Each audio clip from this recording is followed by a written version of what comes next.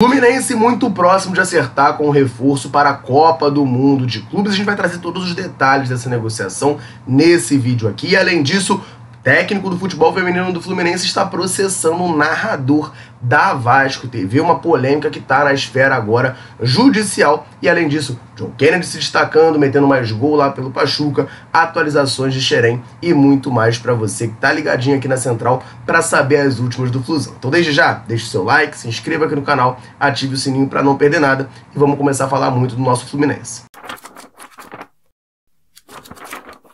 A negociação entre Fluminense e Santos pela contratação do atacante Soteldo avançou bastante e deve ser confirmada nas próximas horas. Quem fala isso pra gente é o Lucas Musetti, jornalista que faz a cobertura do Santos, traz essa informação de que o Santos entende e aceita a proposta do Fluminense e, mais do que isso, que o Soteldo pediu para deixar o clube para se transferir rumo ao tricolor. Então, como a gente sabe muito bem que o Fluminense corre contra o tempo para poder inscrever os seus reforços a tempo de jogar a Copa do Mundo de Clubes, né? Vale lembrar, a janela fecha terça-feira agora, tem mais ou menos 48 horas aí ainda de janela para inscrever os reforços.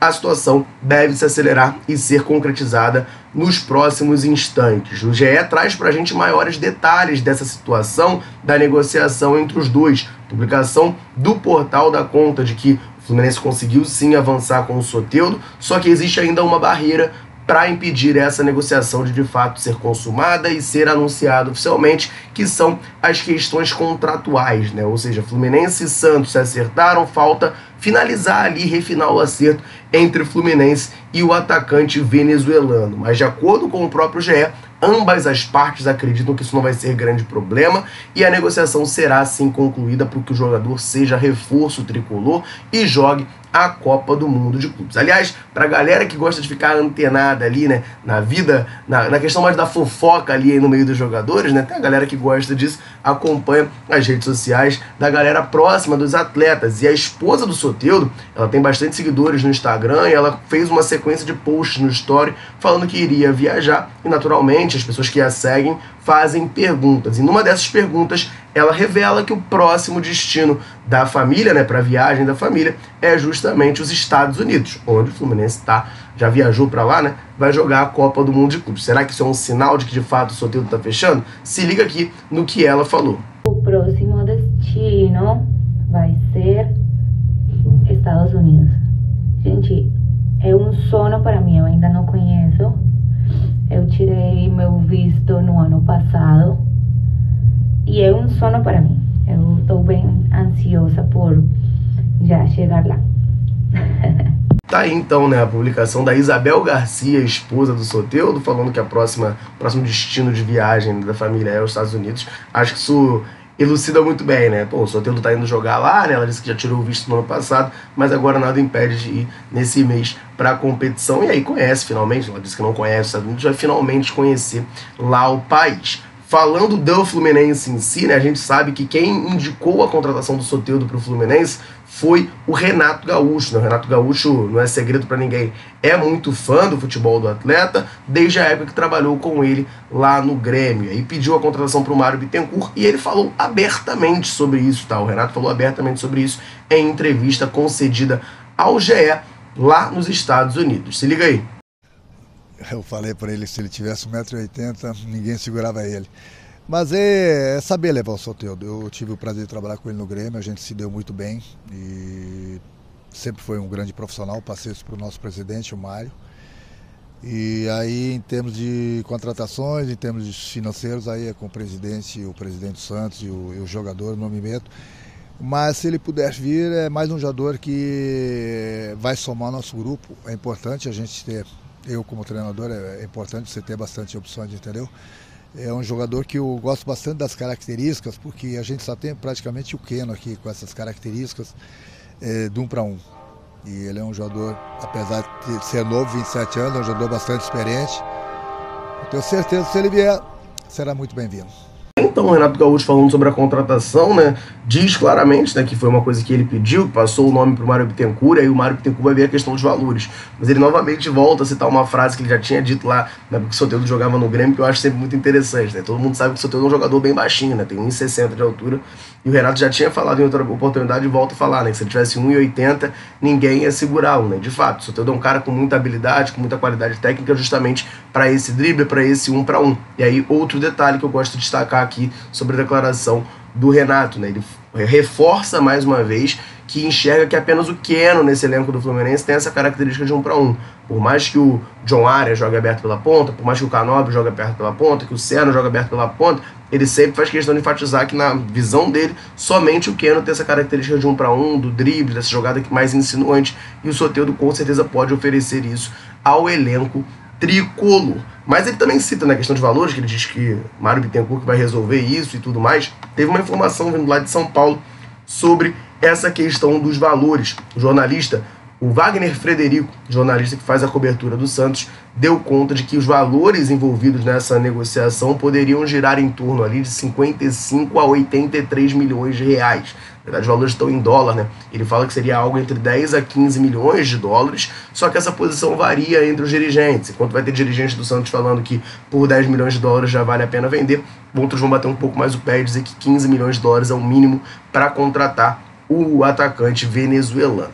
Aguardemos as cenas dos próximos capítulos, mas esse valor ali, né, de 10 a 15 milhões de dólares é um valor bastante elevado. Não é questão do Soteldo valer ou não isso, tá? Embora fique aberto aqui, né, o convite, inclusive, para você comentar e deixar sua opinião, se o Soteldo vale ou não vale 10 a 15 milhões de dólares. Mas a questão é que é um valor excessivo para o Fluminense, né? A gente fala muito da contratação do Canóbio, do valor que foi investido, foram 6 milhões de euros. 10 milhões de dólares é praticamente o dobro, né, dessa negociação, então seria um valor realmente muito elevado para o padrão do Fluminense, mas parece que o Fluminense e o Santos acertaram. Muito próximo do Soteldo ser anunciado, então, como reforço tricolor para o restante da temporada, incluindo a Copa do Mundo de Clubes. Focando agora também na Copa do Mundo de Clubes, de olho, claro, nos adversários possíveis do Fluminense ao longo do torneio, não estão no nosso grupo, mas o Pachuca do México está no grupo H, ao lado do Real Madrid, Al Hilal, Red Bull Salzburg, fez um amistoso contra o Al Ahly, que está no grupo A, com Palmeiras, Porto e também com o Inter Miami. Tem uma situação importante nesse amistoso aqui, porque teve gol, claro, né, de ex-jogador do Fluminense. Nesse amistoso realizado entre as duas equipes, o John Kennedy, que está emprestado pelo Fluminense, deixou a sua marca, voltou a fazer gol com a camisa do Pachuca. Se liga aí no lance do gol do moleque de Xerém. Tá passando aí na tela, ó. Ele divide ali no meio, recebe, dá um belo passe, ó, e recebe cara a cara com o goleiro, dominou sozinho, bateu no cantinho, fez o gol que abriu o placar naquela altura do jogo. Depois o Al Ahly acabou empatando a partida e eles fizeram uma disputa de pênaltis para ver quem seria o vencedor. O vencedor acabou sendo o Pachuca do México. Vale lembrar, a apuração nossa aqui da Central Fluminense já publicada dá conta de que o John Kennedy vem recebendo propostas e sondagens de clubes do exterior. Ele pode acabar não permanecendo para o restante da temporada no Pachuca, tampouco voltando para o Fluminense. É um cara que aqui no Rio de Janeiro a gente sabe tudo o que aconteceu, passou, né, teve bastante problema extra-campo, mas é um cara que tem muita qualidade técnica e muito carinho da torcida tricolor. Então a gente sempre torce, né, até porque a gente tá falando do autor do gol do título da Libertadores, né, a gente sempre torce pro bem dele aí, para que ele seja muito feliz, que ele consiga de fato deslanchar na carreira. Lá no Pachuca ele tem feito os seus golzinhos. Aliás, eu tenho aqui os números do John Kennedy para levantar para vocês, que eu peguei lá no portal SofaScore. São 21 jogos ao todo, né, com a camisa do Pachuca, 20 pelo Campeonato Mexicano e esse amistoso agora, e 16 desses jogos foram como titular, né? Ele começou como titular em 16 ocasiões. No total, o John Kennedy tem 10 gols marcados, esse gol aí foi o 10º que ele marcou, e 2 assistências distribuídas. Então, assim, são números expressivos, né? Você ter 21 jogos e 12 participações é mais do que meia participação por jogo, né? Então é um número bastante expressivo, sim, do John Kennedy. Tem se destacado no futebol mexicano. Vamos aguardar as cenas dos próximos capítulos. E você, torcedor tricolor que está ligado aqui na Central, também pode baixar o aplicativo SofaScore gratuitamente para ter acesso às estatísticas do John Kennedy e de outros jogadores, além de acompanhar o futebol em tempo real. Basta correr no comentário fixado desse vídeo aqui, clicar no link que automaticamente vai abrir na sua loja de aplicativo, o aplicativo SofaScore. Você baixa lá e começa a receber tudo que acontece com o futebol em tempo real. Beleza? Te espero por lá. Vamos falar um pouquinho de Xerém agora, que a gente tem algumas atualizações para trazer para você, tricolor, porque hoje teve alguns jogos lá da molecada de Xerém. Eu quero começar falando do Sub-9 tricolor, que disputou as quartas de final da Taça Edilson Silva. O jogo foi disputado lá no estádio Marcelo Vieira. O Fluminense acabou ficando no 0-0 com o Canto do Rio, lá de Niterói, mas venceu por 4-2 nos pênaltis. O tricolor avançou à próxima fase da competição. Já pelo Sub-10, resultado já bem melhor do Fluminense, Flusão não tomou conhecimento e goleou o Cantusca, 5-0 para o nosso tricolor. Falando agora do Sub-16, aí os resultados já não foram positivos. Teve a partida de volta da semifinal da Copa Rio. O Fluminense em casa jogou lá no estádio Marcelo Oliveira, acabou empatando em 2-2 com o Vasco da Gama. Os gols foram marcados pelo Gabriel José, sempre ele, né? Sempre metendo gol. Sempre que a gente fala do Sub-16 tem gol do Gabriel José. Também o Riquelme balançou as redes pelo tricolor. Só que a partida terminou em 2-2 e na disputa de pênaltis o Vasco venceu por 5-4 e acabou se classificando para a final da competição. Então tá aí o Fluminense Sub-16, apesar, né, do gol de bicicleta marcado pelo Gabriel José, acaba eliminado na semifinal da Copa Rio da categoria. E tá rolando uma polêmica extracampo porque o técnico do futebol feminino do Fluminense está processando o narrador da Vasco TV. Pois é, gente, a gente vai trazer todas as informações desse grande imbróglio para você nesse vídeo aqui. Só antes, rapidinho, aproveitar para dar uma moral pra galera tricolor, sempre ligada aqui na Central, sempre nos dando aquela moral. Em todo vídeo eu convido você que tá aí assistindo a comentar aqui embaixo, me falar o seu nome, de onde você acompanha o nosso canal. A galera gosta muito de deixar um comentário, a gente gosta muito de saber até onde a Central alcança nesse mundo gigantesco. Sempre que a gente pode, a gente vem aqui e manda aquele abraço. Então nesse vídeo vou mandar um abraço pro Zé Grande de Rocha Miranda, pro Evandro de São Gonçalo, pro Milton Frank de Ipanema, Minas Gerais, pro Assis de Minasul, em Goiás, e pro Anderson de Inhaúma. Um abração pra galera tricolor ligadinha na Central Fluminense, convite mais do que reforçado. É que a gente mande um abraço, um salve, cite o seu nome em algum vídeo, então comenta aqui embaixo, me fala o seu nome e de onde você tá nos acompanhando. Tá rolando uma briga na justiça, né, já que o técnico do futebol feminino do Fluminense está processando o narrador da Vasco TV. Quem traz essa informação pra gente é o Anselmo Góes, colunista do O Globo, sobre essa partida entre Fluminense e Vasco que ocorreu lá em fevereiro. Pois é, rolou uma pancadaria dentro de campo ali, o Hoffman Túlio entrou também na confusão e ele, durante a transmissão da Vasco TV, foi ofendido algumas vezes pelo narrador.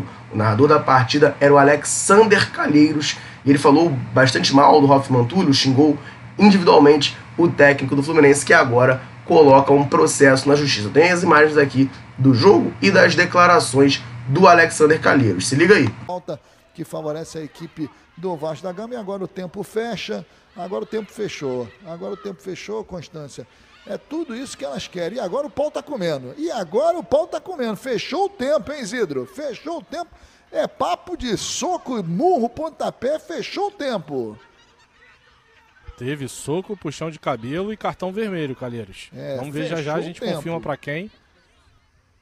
Fechou o tempo ali, mas é isso tudo que elas querem. É tudo isso que elas querem. É exatamente isso que elas querem.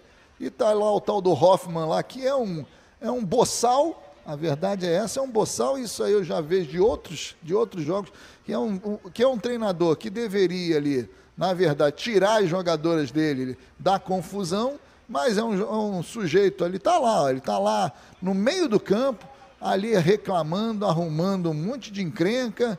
Ele faz isso todos os jogos ele faz isso, né? É treinador isso, talvez, né? Por isso que não chega a muito lugar nenhum, né? Vai dirigir o Fluminense o resto da vida. Exatamente isso, cara. Né? Ô, Isidro? Todo mundo entrou em campo para separar a briga, mas o técnico Fluminense foi o único que entrou em campo para arrumar mais briga. Ele é um boçal, tá ali botando o dedo na cara de todo mundo, valente. Olha lá, tá chamando pra porrada, um boçal, uma vergonha, chamando pra briga, um boçal que tá aí, valentão ali. Chega alguém ali, encarar ele bota o rabinho entre as pernas. Eu conheço esse tipinho, inacreditável isso, tá ali chamando pra briga. Treinador, ele tem responsabilidade sobre... Ele é o reflexo do time. As atitudes dele refletem no time, Constância. É bem por aí, né? Completamente desequilibrado dentro de campo. É, diferença de comportamento, né, Calheiros? Porque quando estourou a confusão... Tá aí, então, né, o comentário do Alexander Calheiros, que é o narrador da partida, falando do Hoffman Túlio, assim, achei bastante desproporcional, né? Você vê que tá tendo uma confusão ali, o Hoffmann Túlio entra, de fato, bate boca, mas ele não tá brigando com ninguém, não tá caindo na porrada com ninguém, não tá empurrando ninguém. Ele tá basicamente cobrando o juiz ali que seja expulso e tudo mais. A gente vê claramente que a confusão começa através do jogador do Vasco. Ele entrou ali para defender os jogadores do Fluminense e o narrador aí não gostou, né? E aí, enfim, desferiu-se diversas críticas ali. Críticas não, né? Não são críticas, são xingamentos ao Hoffmann Túlio. De acordo com a publicação do Anselmo Góes do Globo, Fluminense, o técnico do Fluminense, né, agora está processando ele aqui, né, pegando trechos aqui da declaração, da publicação do Anselmo Góes. O técnico do Fluminense afirma que teve o seu trabalho desqualificado publicamente com expressões pejorativas que extrapolaram a mera crítica desportiva, atingindo sua honra e reputação durante a transmissão da partida. Na ação judicial, Hoffmann destacou as falas proferidas por Alexander como boçal, valentão, completamente desequilibrado e eu conheço esse tipinho. O comandante tricolor pede uma indenização no valor de R$30 mil e que seja determinada uma retratação pública de Alexander Calheiros. Tá aí então, né, de fato, repito, tá completamente desproporcional. Aliás, ele ainda quis, né, meter ali uma marra, quis dar uma diminuída, né, falando que o Hoffmann Túlio não alcança coisas maiores na carreira, sendo que ele é técnico do Fluminense no futebol feminino, né, tá falando como se fosse pouca coisa. O Vasco da Gama, com todo respeito ao Vasco da Gama, até outro dia estava na 3ª divisão do futebol feminino. O Fluminense joga a elite, o Hoffmann Túlio tá lá. Não faz o menor sentido, assim. Enfim, pareceu que era um mero ódio ali e talvez uma coisa até pessoal, tá? De fora da partida, não me pareceu uma coisa de quem tá olhando o jogo e ficou com raiva na hora. Parece alguém que já tem algum ressentimento, já tem um caô aí com esse Hoffmann Túlio, já tem alguma treta ali entre os dois. Rolou esse xingamento ao vivo. O técnico do Fluminense está totalmente no seu direito, tá, de entrar na justiça e cobrar essa indenização e essa retratação pública. Cenas lamentáveis dentro de campo e também fora dela, com a postura do narrador da Vasco TV. Torcedor tricolor, essas eram as informações que eu queria trazer nesse vídeo aqui para você ficar sempre muito bem informado do Flusão. Agora eu te convido a deixar um comentário aqui embaixo. Soteldo praticamente fechado. Te agrada? Achou caro? Achou barato? Comenta aí pra gente trocar aquela ideia. Combinado? Vou ficando por aqui. Um abraço a todos os tricolores. Tamo junto.